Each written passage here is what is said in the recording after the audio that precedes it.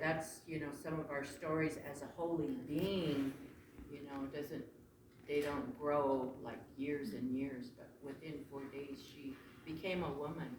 So that's why she's called a changing woman. And there's still ceremonies today that honor the changing women. So the young women, the young girls, when they become a woman, they have a ceremony, and it's usually a 4-day ceremony. So all these songs and stories are told of all this history from the time of the holy beings till today. And there's a lot with it, and I don't know all of it, but I do know some of it. And so tomorrow's an important day. And then today's an important day because you're all here. And today's 2/22/22.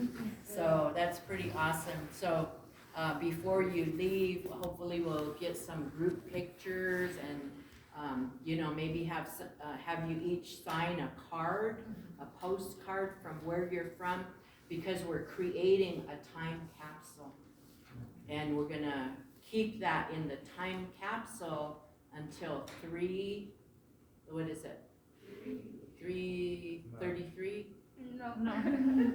3:33.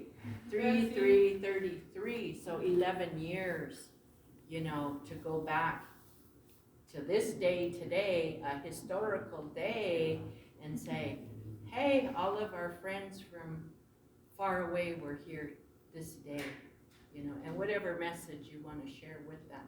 That would be really, really wonderful. So it's exciting for me. I get excited. I'm a teacher myself. I'm a licensed teacher, elementary ed, but I've never been in the classroom other than my student teaching. So I do my teaching here at the museum, and I've been here since 2016. So now it's been 6 years.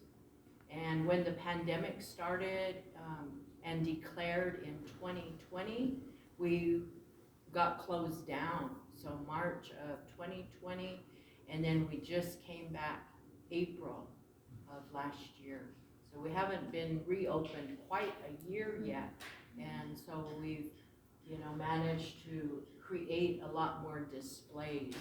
And so hopefully you got time to look around, and I'll see if you have any questions. What kind of questions do you have? Yes? Yeah, thank you, ma'am. This is really a rich avenue, and we've got some rich culture here.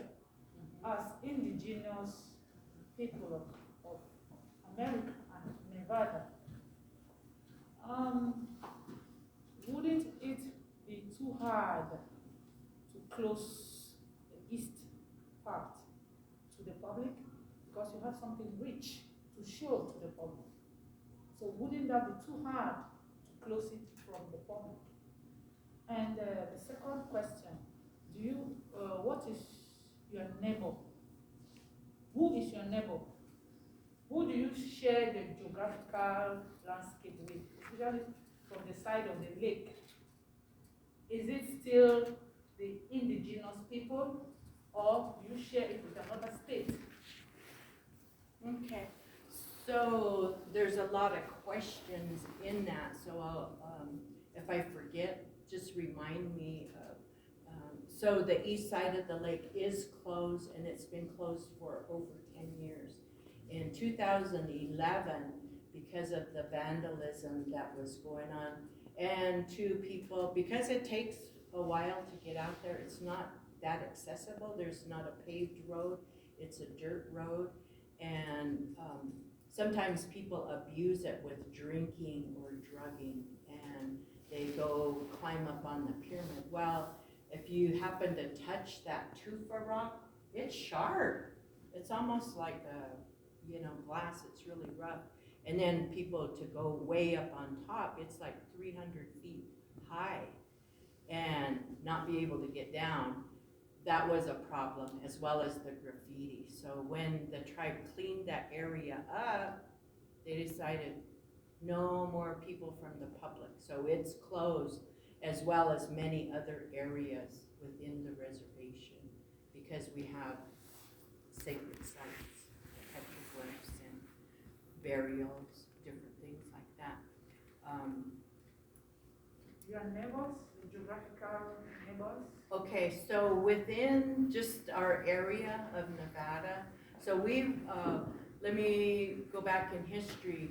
The tribe, you know, like I said, we've been here thousands of years, but as settlers came from the east, coming to the west in search of gold and silver and other riches, it changed our lifestyle.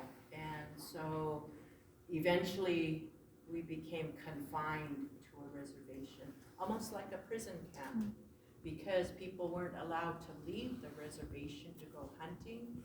And if they did, they were shot and killed. And so people had to get used to being in one place, not going out to get berries or pine nuts or getting the animals, the deer, the antelope, you know, because that's what we survived on. And so in 1859, the reservation was set aside. In 1874, the reservation was declared by a president. So the president